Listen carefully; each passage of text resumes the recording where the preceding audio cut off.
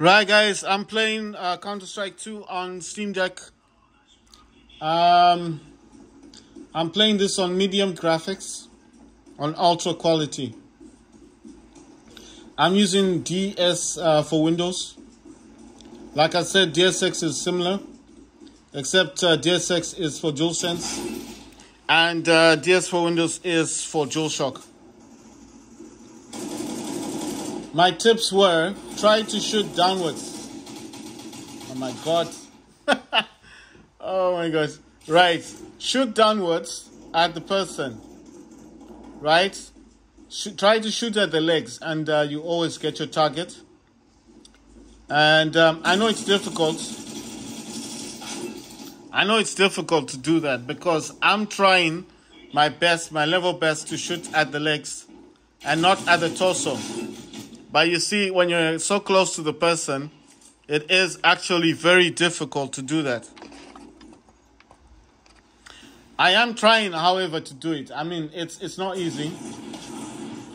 And then if the person, what people are doing in the game, if someone is spawning in, they'll actually come and stand behind you and shoot you. So it's kind of difficult sometimes. But some guns are actually good, like these machine guns with scopes. They can zoom in twice. So if you're scoping on somebody, you can actually scope in. You see? It makes it difficult to not get them. The issue is in the game, every time you respawn back in, you don't actually have the same gun. So I know it's like they want you to get used to the guns. But, I mean, that's how the game is playing at the moment. Every time you respawn into the game, it gives you a different weapon.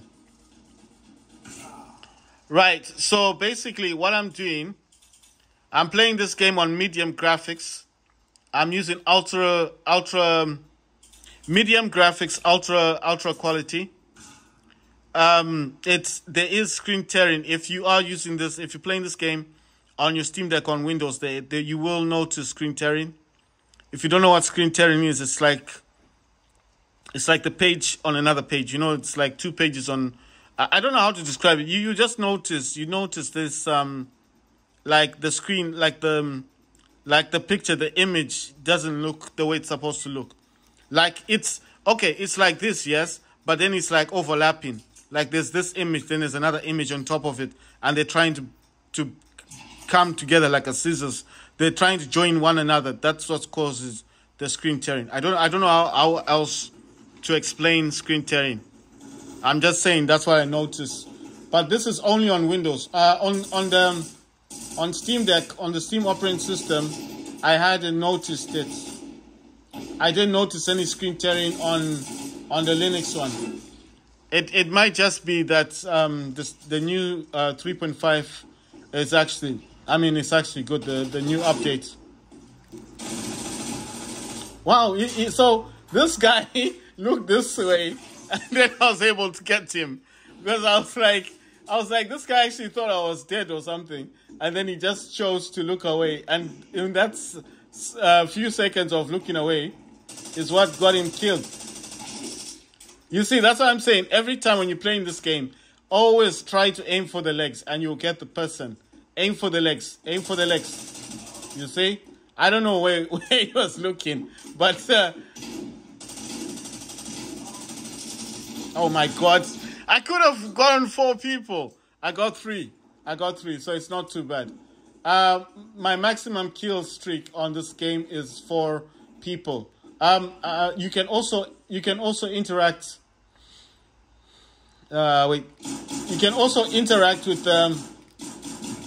You can also interact with doors, so you can actually open doors. But I haven't mapped the button for that. So you see, all these doors can be open. I mean, some of the doors could be open. Some of these doors can be opened, and you need to map your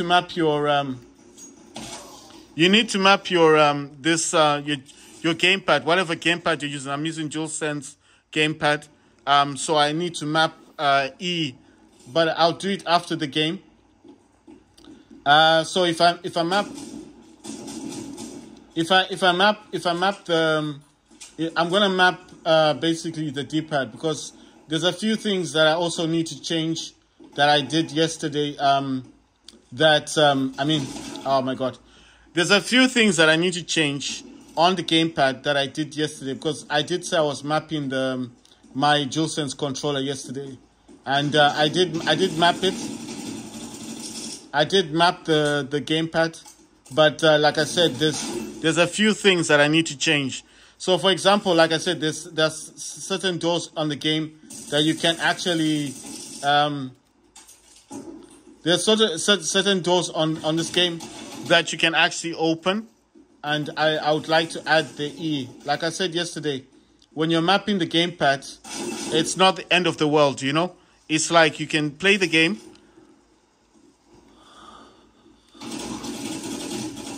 You can play the game, test your mapping out, and see if it's good, and change it, and change the mapping as you go along. The problem is when you're actually playing the game, it's a bit difficult. So I have to wait for the match to end, because if I'm mapping it now, I'll just be getting killed non-stop. So what I'm going to do basically is wait for the match to end, and then I'll map the controller again. Like I said, there's doors in here that you can actually open. It would be easier if I could add it on this D-pad. So when I reach a door that can open, I can open it.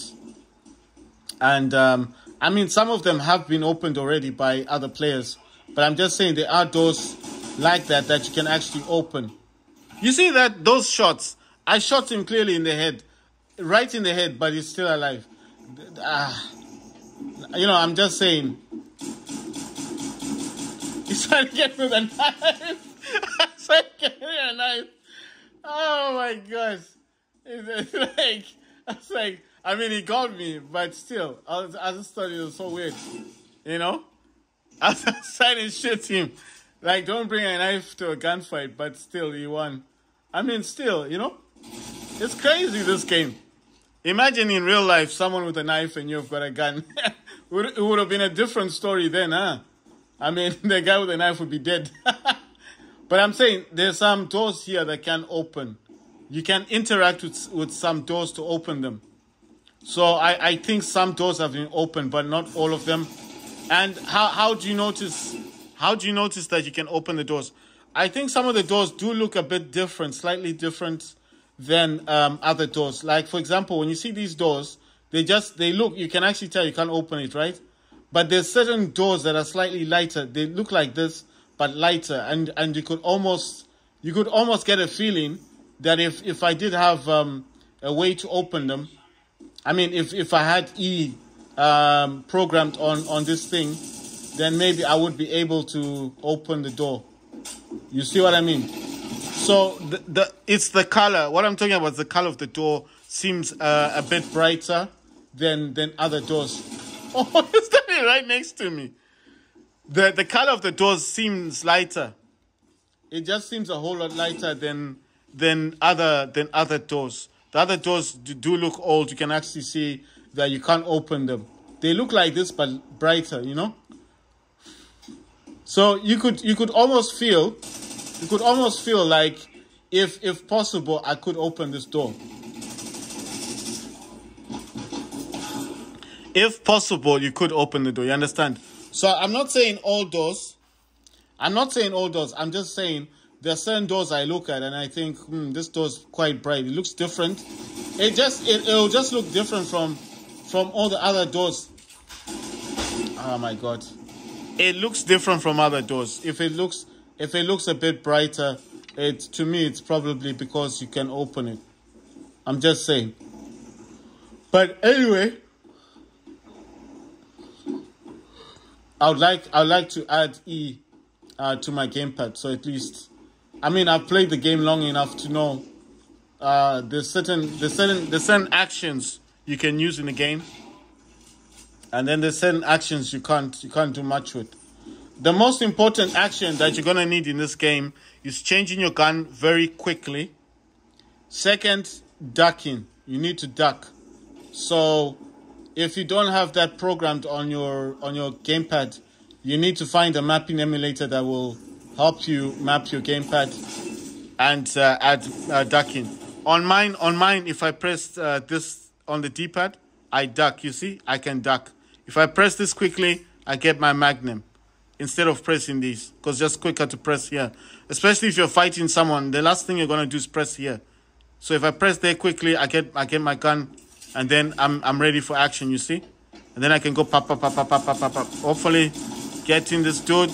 Did I get him? No. But I mean, still, listen. Every little helps. The fact that I can actually swap to my handgun much quicker than pressing L1 or R1, I think is a huge benefit. That's why I'm saying. There's some things that I do need to change. Like when I jump, it does swap to the knife. It does swap to the knife, but then I thought, well, that might not be a bad thing, because if the guy is really close to you, sometimes, and you do jump and you use your knife, you can actually kill the guy. You understand? So if that person is close to you, like if I jumped there, I would have swapped to my knife. So I'm just saying it doesn't seem like a problem for the knife thing. But I mean, you know, I don't know. I haven't used it yet. I mean, I haven't used it in that situation yet. See, the guy was jumping. Now, if I jumped, I'd have swapped to my knife. Then I'm just thinking, who would have won in that kind of situation? Him with a gun and me with my knife thing. Oh my God! He got 2 kills because he killed me. And they got that guy with the who's spawning in. So a lot of people do that basically. They'll wait for you to spawn in and then shoot you in the back of the head. I mean, it's doesn't seem like sportsman-like, but this game, I think of this game as being kind of crazy. It's like a crazy type of game, you know, because I mean, there's no rules in this game.